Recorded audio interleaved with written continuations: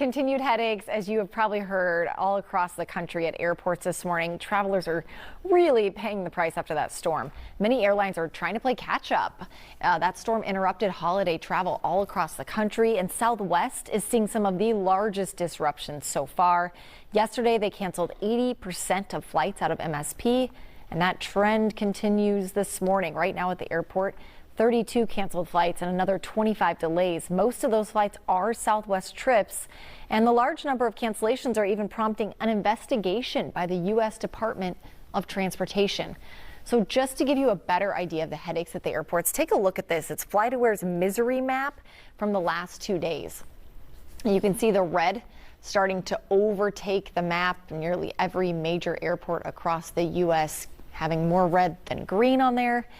And those delays and cancellations aren't just impacting passengers. This video at Chicago's Midway shows huge piles of unclaimed luggage.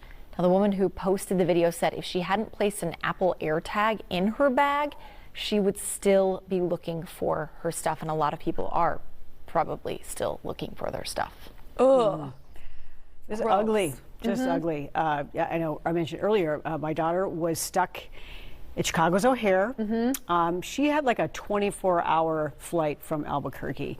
I mean, that journey, I should say. So gross. It was just, she couldn't get any information. She went from line to line to line, same thing, not getting any answers.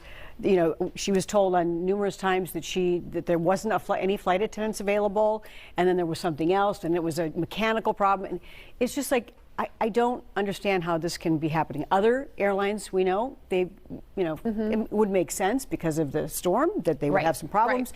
But this seems out of the ordinary and pretty ridiculous, especially since they didn't offer them, anything essentially. I mean, when she was in line, they offered nothing. There was no water, no nuts. I know some places did, but it's outrageous. I think it should change. It's so crazy. I was there yesterday, and luckily here, the only thing that was really a major issue, since we're a major Delta hub, so Southwest had about 10 flights canceled yesterday, but it was Delta was just getting your baggage into the actual airport. That was what was taking so long. And then you see bags sitting at other airports. That seems to be such a chaotic issue everywhere. And I read that yesterday. Someone was like, put an Apple AirTag in your bag if you can. It's $30. And I mean, you never know. Better safe than sorry, right? I mean, that would just add on. Can you imagine Caitlin has this like 24-hour journey and then she can't find her bags?